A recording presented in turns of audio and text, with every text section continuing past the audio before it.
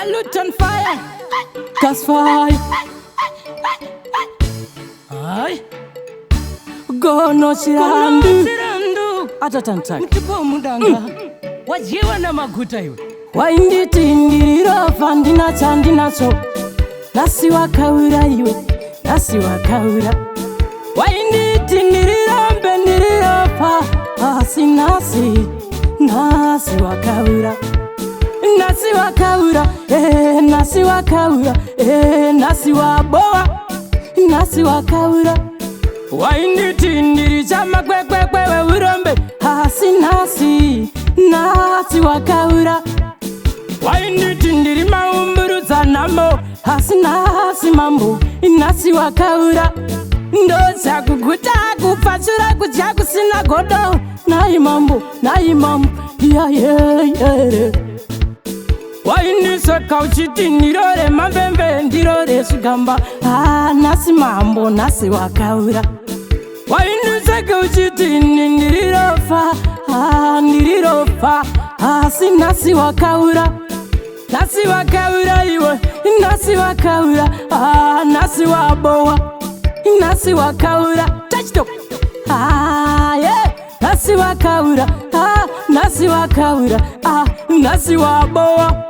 Dari kwisa gomori sina mafuta. Kucheza kwangu handingati baba. Ininda koromoka. Aiwa, shiri kwa mambo zwana tarisira mambo wangu. Sisi kwazo, shiri muana mangu. Kutia kwangu. Kwandisimbira, kwa itase dima paura. Kutia kwangu, baba.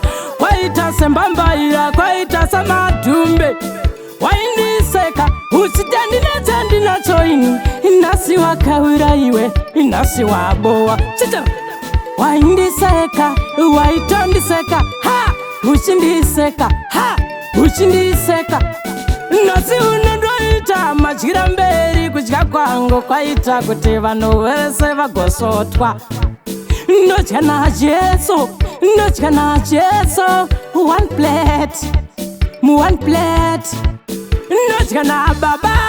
Mundiro imwe chete. Mudambiro rimwe. Ndodya na baba. Mugaringito rimwe. Mudandaro rimwe iro. Mugarira.